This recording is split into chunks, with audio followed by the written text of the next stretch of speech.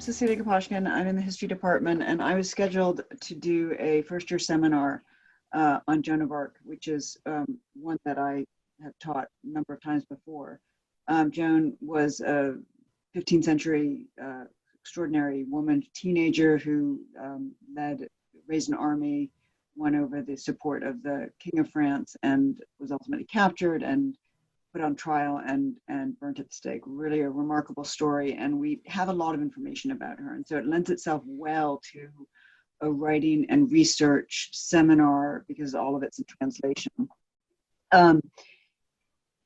This time round, Jed Dobson, who runs the writing program that oversees the first year seminars, which are writing and research intensive for first year students, really suggested a couple things. One, that we go asynchronous and really emphasize the importance of finding ways of building community and connection among the students in this new environment. And so I decided to try something that I'd always sort of thought might be fun to do, which is to have the students collectively write a book on Joan.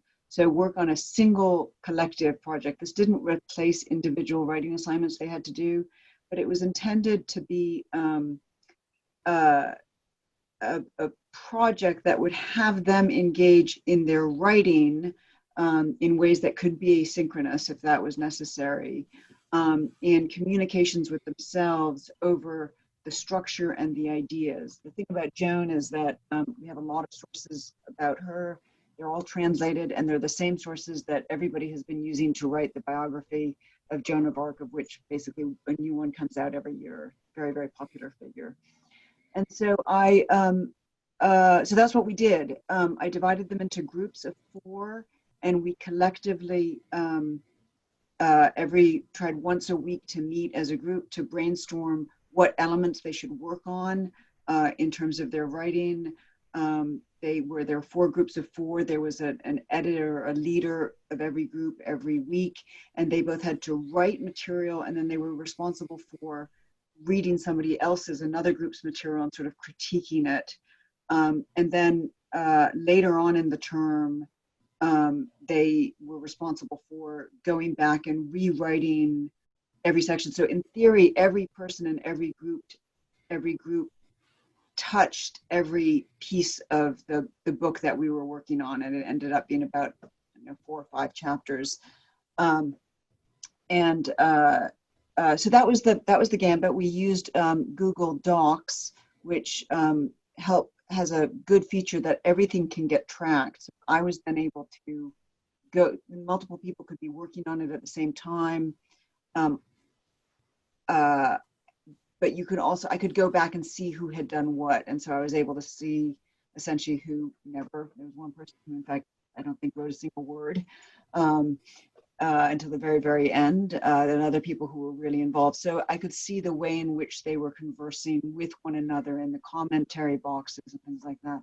So I think it worked reasonably well. I would do it again, certainly in the remote environment. There's a lot of things I would do differently, which we can talk about if you want. I think maybe, is that sort of 5 minutes worth? Shall we stop there? And you actually have a minute or 2 in your allotted time, but okay. maybe you could pick out the biggest thing you would do differently. I would spend more time structuring the work that they had to do. One of the things, I would front load some stuff. I would reorganize the timeline to do it. But one of the things that I had hoped is that the students would show some more sort of initiative in terms of the research questions. So I had envisioned, somebody saying like, oh, I need to figure out something about inquisitorial process in the Middle Ages and sort of go research that. And somebody else thinking like, oh, we need to understand what the history of prophecy was, and they would go and research that. And in the end, that was very, very hard to do. And so I would structure into the writing of it some of those research assignments, because essentially I got a narrative. They wrote up a narrative, but they didn't write up the analysis around it unless I really structured very specifically the research. So I would say it worked well on writing, editing, and community building, and less well on the research element. I can take responsibility for figuring out how to do that better if I were to do this next time. I certainly would do it next time if I'm teaching remotely. I've even considered whether I would do it quite differently if we were in class together. And the other thing that I would have made the project more successful is me just spending a lot more time with them in groups. I just didn't have it, but like meeting in the groups of 4 to talk about the problems and reading them. So that's me. Fair. Great, thank you. As I said, we'll go to a comment portion after all 3 have gone. So just to make things easy, I'm going to go across my Zoom screen. So Vasanta, do you want to go next? Sure, I can go next. So I was teaching CS50. So this course is about software design and implementation. And the goal of the course is to take the students through the process of developing a big software, teach them how to design, teach them how to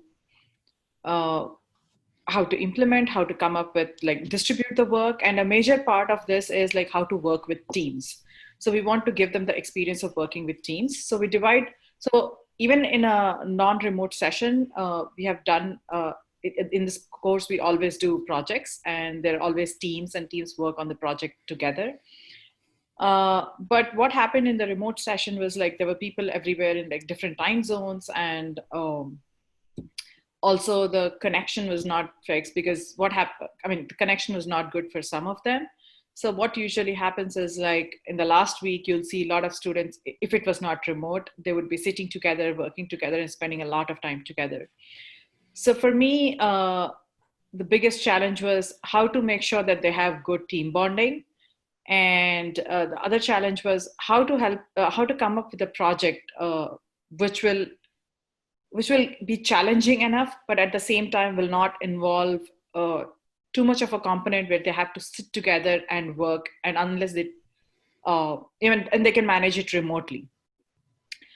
So what worked well was that we made the teams early, and so in every class, at the end of the class, we had activity, and in the activity they had to work with their team, and they had to solve it, or they had to come up with a solution with a document or some kind of design, all these activities which they did as team. So working with the team early on, and not just for the project, really helped them bond together.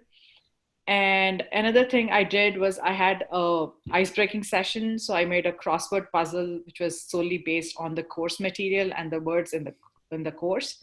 And I got the feedback that they really loved it. So most of the teams worked well, but at the same time, during the activities, I used to go from, and they were all in their own breakout rooms. So I would go from breakout room to breakout room and talk to them and see how the team dynamics were working, which I feel was very important for me. And I feel even getting to know my students, the students also really appreciated that time they got with me. What would I do differently is, so I feel that because I was teaching remotely the first time, I felt that, I couldn't find a right balance between the difficulty of the project and so I went the easy way, and the project was slightly easier.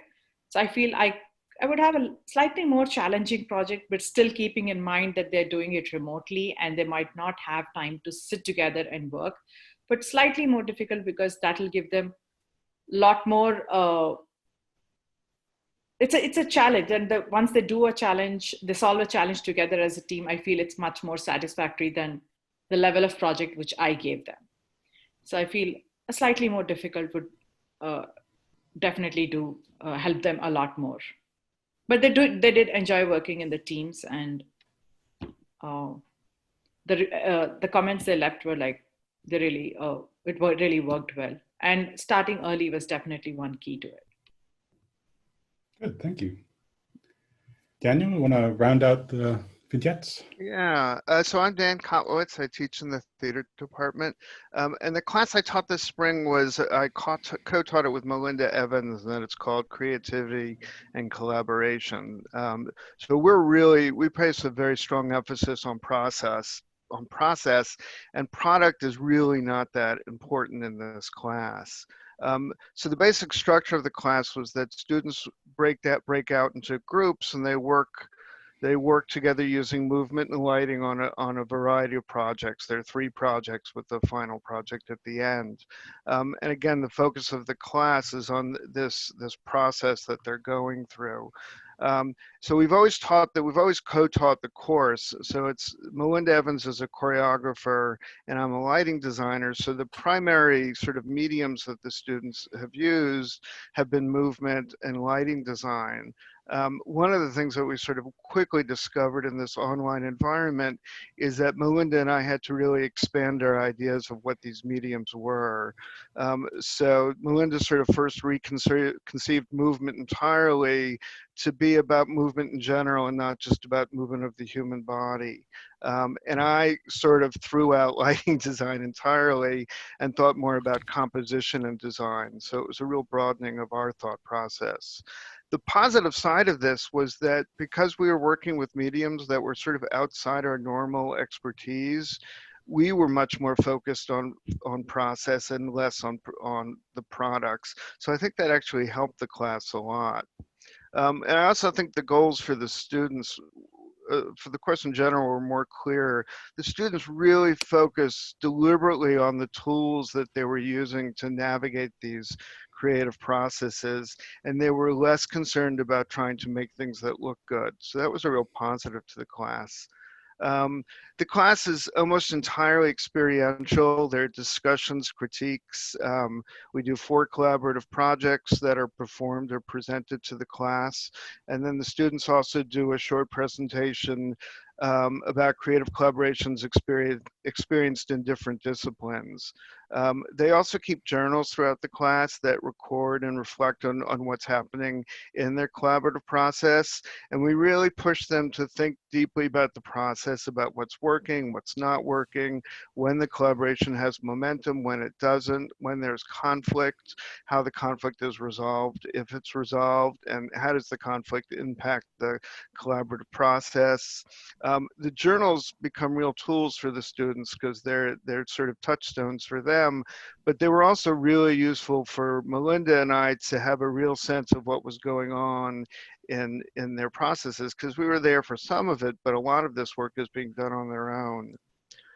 So we had 21 students in the class this year, and we broke them into groups of 4 or 5. And one of the key things for us was that these groups stayed together for the entire term. And we kind of have come to believe that collaboration requires a lot of time to build trust. Trust is kind of the critical element, and it just takes time to build that. I think we also found that the size of 4 to 6 students was kind of ideal, because it was a large enough group that if the creative energy in the group was lagging at any point, someone could pick up the ball and get it going again. But it was also small enough that everybody sort of felt compelled to contribute. So this felt like a good size, both remotely and when we did it live. All the classes were synchronous, and class time was generally spent. We do a full class Zoom discussion, and then we do breakout rooms. And then at presentation days, projects were presented to the whole class, and everybody would participate in the critiques. Melinda and I would visit breakout rooms when they were in them, and we'd go in there and we'd offer suggestions, we'd ask questions, but the real reason we were there was to kind of disrupt their process a little bit. So we would throw things at them that would sort of kind of break into things. We've sort of discovered that disruption is critical, because you get very comfortable with the process that's not going anywhere. And so if you get kicked in the butt a little bit, the students it got them moving. It was interesting too, because the side of that we didn't realize was happening was that these disruptions were sort of giving a shared purpose to the students. They'd be, they knew that when Melinda and I came into their room that we were going to cause trouble, and that sort of we became a common enemy to them in the nicest way, but it did create a sense of solidarity with the students, essentially just giving them continuous problems to solve. Every time they thought they had figured something out, it's sort of something else would come up. We also tended to make the projects and our responses to them a little bit ambiguous. I think the students developed really strong collaborative relationships with each other because they really were searching for some sort of reason and order in these projects, which were very often very vague and one sentence long. So that sort of became, I think, a bonding element for them. One of the missteps in collaboration that we really worked hard to avoid is the sort of natural hierarchy that develops in a group, which is based on personality, where the person with the biggest personality has the biggest voice, and essentially everything goes their way. And one of the things we did this was we tried to encourage a hierarchy that was based on sort of tasks, so that everybody has a task. And we start that by having people bring things to the collaboration. So for example, in one project, every student had to bring a video to the group. The project was about paths and obstacles. So everyone made a video and brought it to their group and sort of shared their video and discussed it. And the work that they did sort of showed their investment in the work to the rest of the people in the group. And it also revealed sort of natural inclinations that some people had. So that made it sort of equalized the voices in the groups usually. I think one of the things we really missed in the online classroom was that usually we do this class in one big room. And so the groups break up and they're all sitting in the same room, but they're working separately. And what happens is this sort of serendipitous, one group starts watching another group and starts getting ideas from what they're doing, or they go over and start critiquing the work. And there was a lot of interaction like that we actually didn't really even know was happening. And in one of the journals, a student mentioned that they really would love to see what other groups were doing in the breakout rooms. And we realized that this was a missing component. So we started joining breakout rooms. We'd put more than one group into a breakout room and let them work together. That worked really well on the first project. With project 2, it was the first time we did it. It worked really well. It was great. And then we did it again for project 3 and they hated it. And I think it was because we started it too early in their process and they didn't feel like they had a really formed idea yet. So that was kind of interesting. The other thing that I think we missed the most was something called mind mapping, which in the online, in the real person classes, we have these huge pieces of paper, 3 feet by 6 feet, and magic markers, and the students sort of write their ideas on the paper and they start making connections between the idea. The idea behind it is that if there's proximity of these just seemingly disparate ideas, that you'll start making connections that you wouldn't have made. And I had looked at all sorts of programs where you can do this, and we had talked about doing it we did it on Zoom with Blackboard, but it never quite worked well. And I think it was a real missing piece in the class. And I'm not quite sure. That's something that I would definitely try to figure out before I did this again, which I will do this again. I think the other thing that I would do differently is I really miss that 5 minutes at the end of class when students would come by and talk to you briefly. That really kind of made a huge difference. And we did in the middle of the term, we made individual meetings with every student.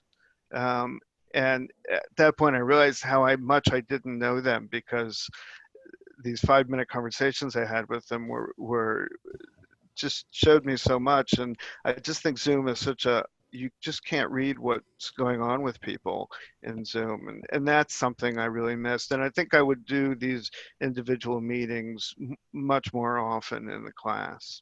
Well, thank you all. I'm now going to stop the video and we will move into a broader question and answer.